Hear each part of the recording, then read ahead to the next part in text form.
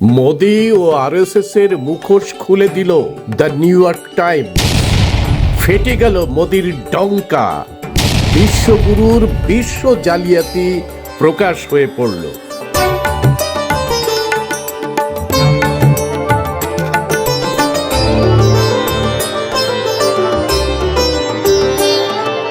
প্রিয় দর্শক, আপনারা জানেন যে এই আরএসএস এবং বিজেপির যদি ছোট বড় বা হোমড়া চোমড়া নেতারা, তাদের যখন আপনারা জিজ্ঞাসা করবেন, তারা সুযোগ পেলেই বলতে থাকবে যে মোদি এমন বিশ্বগুরু যে তাকে ছাড়া এই ডোনাল্ড ট্রাম্প, পুতিন, জিনপিং কোনো ধরনের সিদ্ধান্ত গ্রহণ করতে পারে না।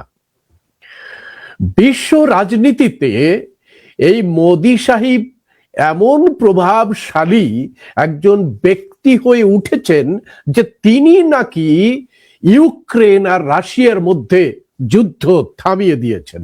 গৃহমন্ত্রী অমিত শাহ তো তিনি তো বলেই ফেলেছেন যে বিশ্বের তাবড় তাবড় নেতারা কোনো ধরনের সিদ্ধান্ত নিতে গেলে মোদিকে ছাড়া তারা সিদ্ধান্ত গ্রহণ করে না।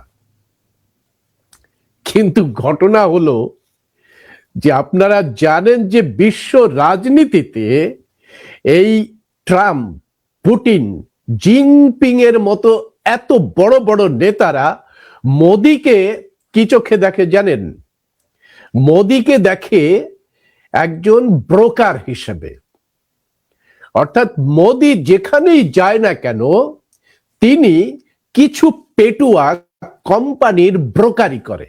ট্রাম্পের কথা মনে আছে? তিনি তো বিশ্বের একটা বড় বড় যেখানে মিডিয়া, সে মিডিয়ার সামনেই বলে ফেললেন যে মোদি আমার কাছ থেকে এত হাজার কোটি ডলার নিয়ে আমার হয়ে কাজ করে। যখন পহেলগাঁওতে আক্রমণ হলো এবং সেই সূত্র ধরে মোদি আর পাকিস্তান একটা যুদ্ধ খেলা শুরু করে দিল, এখানকার গদি মিডিয়া এমন ভাবে সেই খেলাটাকে ভিডিও গেম দিয়ে এমন ভাবে দেখাতে শুরু করলো যে মোদি তার বাহিনী নিয়ে একদম করাচি দখল করে ফেলেছে।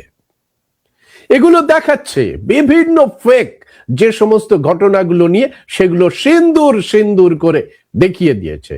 কিন্তু কি হলো যে ডোনাল্ড ট্রাম্প রাতারাতি সকালবেলায় উঠে আমরা দেখলাম ডোনাল্ড ট্রাম্প ঘোষণা করেছে সিজ ফায়ার, অর্থাৎ যুদ্ধ করছে পাকিস্তান আর ভারত, যুদ্ধ বিরতি ঘোষণা করছে ডোনাল্ড ট্রাম্প। ভাবতে পারছেন আপনারা? ভারত একটি সার্বভৌম রাষ্ট্র, সেই সার্বভৌম রাষ্ট্রের রাষ্ট্রপ্রধানদের ক্ষমতা রয়েছে তারা বৈদেশিক সম্পর্ক কিভাবে রাখবে, কার সঙ্গে কিভাবে রাখবে। সেখানে সেই সার্বভৌমত্ব ধ্বংস করে দিয়ে ডোনাল্ড ট্রাম্প আমেরিকা থেকে ভারত যুদ্ধ বিরোধী ঘোষণা করবে কিনা তার সিদ্ধান্ত নিচ্ছে, আর মোদি সেটাকে মেনে নিচ্ছে। একটা কথাও আপনারা শুনতে পেয়েছেন যে ডোনাল্ড ট্রাম্প যুদ্ধ বিরতি ঘোষণা করে দিলেন, মোদি কিংবা ভারতের পক্ষ থেকে বিদেশ মন্ত্রক তার কোনো প্রতিবাদ করেছে? কিন্তু ঘটনা হয়েছে এই যে মোদি মোদি মোদি মোদি, যখন গদি মিডিয়া ঢেরা পেরাতে শুরু করে, তারা যে প্রায় ভেড়ার পর্যায়ে পরিণত হয়ে গেছে এটা তারাও বুঝতে পারেনি।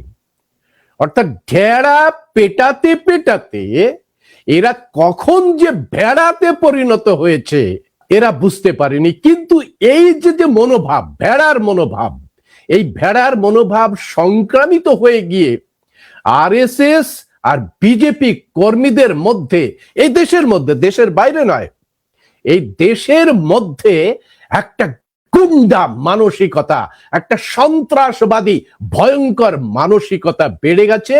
আর দেশটাকে একটু একটু করে যে গণতন্ত্রের আদল ছিল, সেই গণতন্ত্রের আদল ছেড়ে হিন্দু খোলসের মধ্যে গিয়ে বিষধর সাপে পরিণত হয়ে গেছে এই মোদী সরকার। আর যার জন্য এরা কি করছে, এসসি এসটি ওবিসি এবং মাইনরিটিদের জীবন বিপন্ন করে তুলেছে। এই সম্প্রতি কিছু ঘটনাগুলো দেখলেই আপনারা সেটা বুঝতে পারবেন। গত 29 তারিখে বিশ্বের সব থেকে বড় পত্রিকার একটি নিউ ইয়র্ক টাইমে সামনের পাতাতে বেরিয়েছে এবং নাম দেওয়া হয়েছে ফ্রম শ্যাডো টু পাওয়ার, অর্থাৎ এতদিন ধরে ছায়ার মতো ছিল এবং এখন তারা পাওয়ারে এসে গেছে। হাউ হিন্দু রাইট রিশেপড ইন্ডিয়া, কিভাবে হিন্দু রাইট পরিষ্কার করে ভারতকে রিশেপ মানে পরিবর্তন করে দিয়েছে। কিভাবে পরিবর্তন করেছে? হিন্দুত্বে পরিবর্তন করেছে। এই শিরোনামে বিস্তারিত ভাবে লেখা হয়েছে এবং লেখা হয়েছে যে 11 বছর ধরে রাষ্ট্রীয় স্বয়ংসেবকের যে সুপ্ত বাসনাগুলো ছিল সেইটাই মোদি প্রবলভাবে রাষ্ট্র পরিচালনার জন্য বেছে নিয়েছেন। যে আরএসএস হিন্দু গৌরবকে ফিরিয়ে আনতে ভারতে মুসলমান আগ্রাসন এবং ব্রিটিশ কলোনিয়ার শাসনের মধ্যে ছায়ার মতো তারা প্রত্যেকটাকে অনুসরণ করেছে।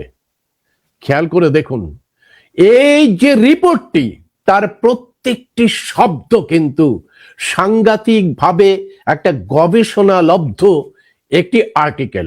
আরএসএস এর পূর্বতন নেতারা প্রত্যক্ষভাবে 1930 এবং 1940-এ ইউরোপের ফ্যাসিস্টদের কাছে এই জাতীয়বাদী ফর্মুলার যে অনুপ্রেরণা সেটা পেয়েছে। অর্থাৎ এরা অনুপ্রেরণা পেয়েছে কার কাছ থেকে? হিটলারের কাছ থেকে আর মুসোলিনির কাছ থেকে। আর হিটলারের কাছে থেকে মুসোলিনির কাছ থেকে অনুপ্রেরণা পেয়ে তারা গান্ধীকে হত্যা করে দিয়েছে। গান্ধীকে হত্যা করার পরে তাদের উপরে ব্যান করা হয়েছিল একাধিকবার। এই আরএসএস কে ব্যান করা সত্ত্বেও 1 দশক ধরে মোদি এমন ভাবে কাজ করেছে যে ভারতের ধর্মনিরপেক্ষতার ভিত একেবারে ধসিয়ে দিয়ে কট্টর হিন্দুত্ববাদী সব রাষ্ট্রের যে স্বপ্ন, সেই স্বপ্ন পূরণ করার কাছাকাছি চলে এসেছে। ভালো করে দেখুন আপনারা, এই আর্টিকেলটি কখন প্রকাশিত হলো? এমন একটা সময়ে প্রকাশিত হলো যখন আরএসএস তাদের 100 বছর পূর্তি উপলক্ষে মহা সমারোহ করার দিকে এগিয়ে চলেছে এবং বিভিন্ন জায়গায় মিটিং করছেন আরএসএস এর সংঘ চালক, সরসংঘ চালক। কলকাতাতে এসেও তিনি মিটিং করে হিন্দু রাষ্ট্রের বলছে ভারতের সংবিধান স্বীকার করুক আর না করুক, ভারত হিন্দু রাষ্ট্র। মোদি সাহেব এইভাবে ঘুরে বেড়াচ্ছেন আর তার দেশের মধ্যে যে হুলিগানরা, সেই হুলিগানরা দেশটার মধ্যে একটা গৃহযুদ্ধ লাগিয়ে দেওয়ার জন্য এই সমস্ত কাজ শুরু করেছে। রিপোর্ট শুনলে আপনারা বুঝতে পারবেন যে আমরা এতদিন ধরে এই কথাই বলে আসছি।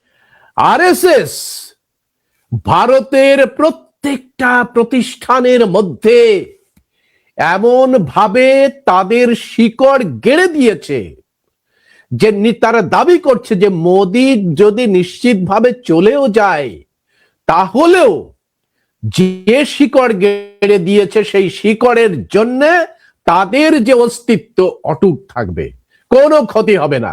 এই শিকড় ভারতের সমাজের মধ্যে, সরকারের মধ্যে, কোর্টের মধ্যে, পুলিশের মধ্যে, সংবাদ মাধ্যমগুলির মধ্যে, শিক্ষা প্রতিষ্ঠানগুলির মধ্যে একটি বিশাল ছাতার মতো বিস্তৃত করা হয়েছে। এটা রাজনৈতিক সত্তা তৈরি করতে পারে, আবার রাজনৈতিক সত্তাকে ভেঙে ফেলার ক্ষমতাও রাখে।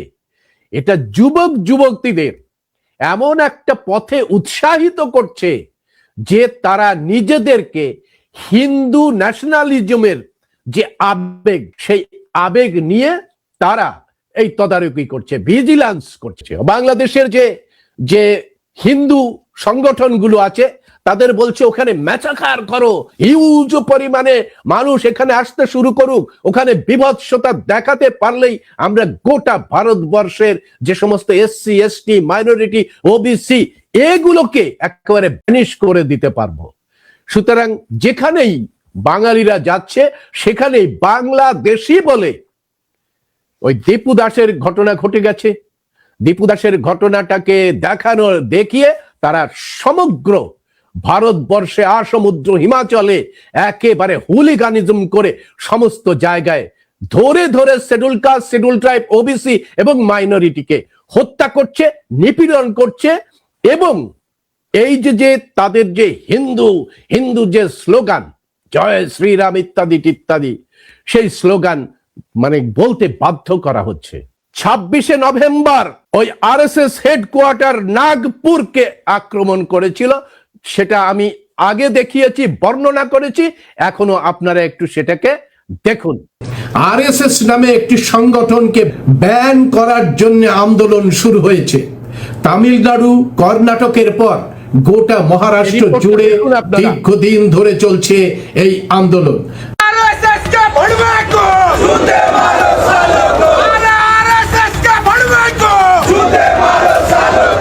দেশের মূল নিবাসী বহুজন মানুষেরা মনে করছেন যে ভারতের সমস্ত অশান্তির মূলে রয়েছে এই সন্ত্রাসবাদী সংগঠন আরএসএস।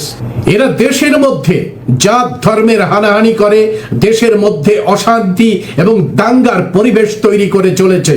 শিক্ষা ব্যবস্থার মধ্যে ঢুকে জঙ্গি তৈরি করার প্রশিক্ষণ শুরু করেছে। সারা দেশের প্রত্নস্থলগুলি দখল করে ইতিহাস বদলে দেওয়ার চেষ্টা করেছে। সংবিধান এবং ভারতের গণতন্ত্র ভেঙে ফেলে দেশ জুড়ে নৈরাজ্যের কালো ছায়া নামিয়ে আনার চেষ্টা করছে আরএসএস এবং বিশ্বের দরবারে ভারতের মাথা একেবারে হেট করে দিচ্ছে। এরা ভারতের আইন মেনে এদের সংগঠনকে এখনো রেজিস্টার্ড না করে দীর্ঘদিন ধরে অবৈধ সংগঠন হিসেবে কাজ চালিয়ে যাচ্ছে।